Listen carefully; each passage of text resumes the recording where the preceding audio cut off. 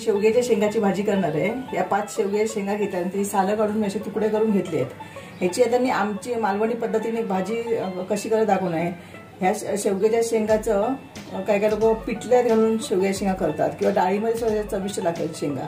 आणि ह्याच सीझनला म्हणजे डिसेंबर जानेवारीच्या सीझनला ज्या शेंगा मिळतात त्या चांगल्या चविष्ट असतात। ह्याची मी आमच्या मालवणी पद्धतीने भाजी कशी करायची, शेंग बटाट्याची भाजी, त्यासाठी मी ह्या 5 शेंगा घेतलेत। त्याही शेंगा कशा निवडायच्या ते पण सांग। कोवळ्या घ्यायच्या शेंगा, जास्त धुवून झालं तर आतमध्ये तो गर असतो ना, हा तो काय तो माहितीये एकदम चांगला लागत नाही। पण ह्या कोवळ्या असल्या की आपल्याला त्या चोखून खायला चांगल्या लागतात। ह्याच्यामध्ये भरपूर प्रमाणात आयर्न असतं, त्यामुळे ह्या शेंगा खायच्या, सगळ्यांच्या तब्येतीला चांगल्या असतात। आणि हा इथे एक मोठा बटाटा घेतलाय, त्याचे तुकडे करून घेतले, कारण शेंगांमध्ये शेवग्याच्या हे बटाटा असलं की चांगली चव येते। आणि हे आमचं वाटप, हे मी असं वाटप करून वाटप याचा पण आम्ही व्हिडिओ केलाय, तर वरती आय बटन वर तो व्हिडिओ येत असेल, तेव्हा तो पण तुम्ही व्हिडिओ नक्की बघून घ्या। हे मोठे 2 चमचे मी वाटप घेतलंय। फोडणीसाठी हा एक कांदा घेतलाय, चिरून मोठा कांदा। आणि हे आमचा मालवणी हा मसाला। तर बरेच जण मालवणी मसाला कसा करायचा हे विचारतायत, तर त्याची पण आम्ही रेसिपी नक्की टाकू। मिरची उपलब्ध झाली की तो तुम्हाला मी करून दाखवणार आहे तो मसाला। तर हा मालवणी मसाला, त्यासाठी आता मी फोडणी करण्यासाठी ते पातेलं ठेवलंय गॅसवरती।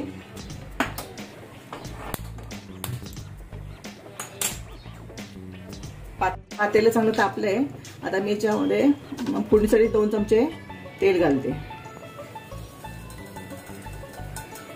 तेल चांगलं तापलंय, आता मी याच्यामध्ये कढीपत्ता घालते आणि हा कांदा।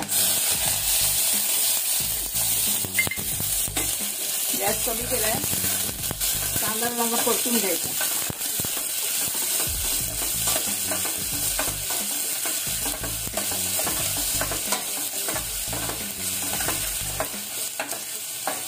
कांदा चांगला भाजत आलाय, आता आपण याच्यामध्ये बघा फक्त पाव चमचा आलं लसूणची पेस्ट घालते।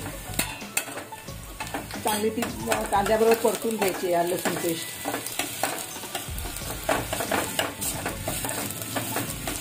कांदा चांगला आपण परतून घेतलाय, आलं लसूण पेस्ट चांगली परतून घेतलेली आहे।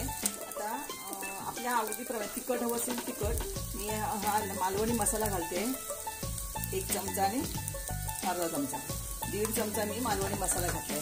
हा पण चांगला परतून घेणार आहे आणि हे वाटप आहे ना ते त्याच्यामध्ये जरा चांगलं भाजून घेणार आहे, परतून घेणार आहे। तर त्या वाटण आपण काढून ठेवतो ना, त्याचा चांगला त्याला वास येण्यासाठी आपण हे घालणार आहोत, काय ते वाटप त्याच्यामध्ये परतून घेणार आहोत। हे वाटण आपल्याला जशी चटणी हवी, जाड किंवा पातळ, आता याला चपातीवरून खायला हवंय, भाकरीवरून खायचं असतं, तर त्याच्यासाठी वाटप सुद्धा आपण जास्त घालायचं। चांगलं वाटप भाजत तेल सुटायला लागलं की नंतर मग आपण त्या शेवग्याच्या शेंगा घालायच्या।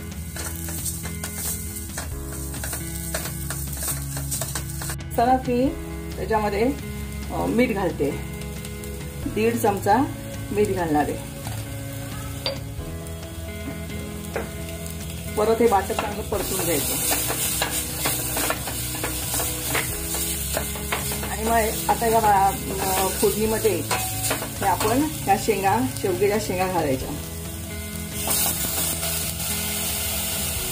ह्या शेंगा आपल्या तब्येतीला खूप चांगल्या असतात, त्यामुळे ह्या सीझनला जेव्हा मिळतात तेव्हा आपण शेंगा जास्तीत जास्त खायच्या, त्याच्यामध्ये कॅल्शियम सुद्धा भरपूर असतं।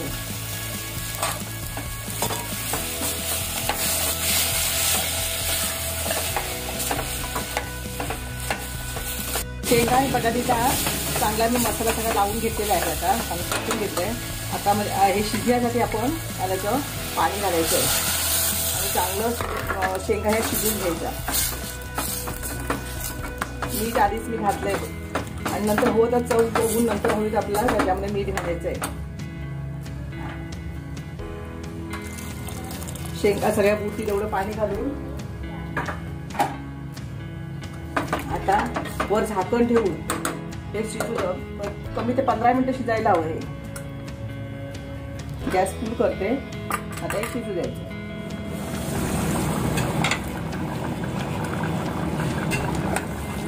आपण ढवून बघूया शेंगा शिजले आहेत का। 10 मिनिटं झाली आहेत। बटाटा शिजलाय,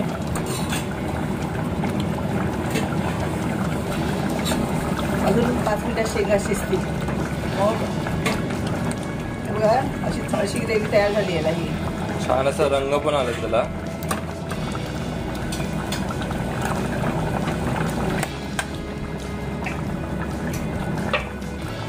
मी 1.5 चमचा मीठ घातलं ते बरोबर होतं. आणखी शेंगाला शिजू दे. शिजल्या की मग चांगली चव येईल त्याला.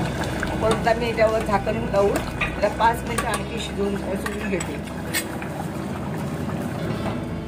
आता फोडणीला घातल्यापासून पूर्ण 15 मिनिटं झाली आहे. आपण बघूया आपल्या शेंगा शिजल्या आहेत का. बघा चांगली ग्रेव्ही आता घट्ट पण होत आली आहे आणि शेंगा पण चांगल्या शिजल्या आहेत. बघा म्हणजे आता ही भाजी आपली खायला तयार झालेली आहे. ती थोडी आणि सुकल्यानंतर आणखी थंड होईल. आता याच्यात मी थोडी कोथिंबीर घालते चवीसाठी.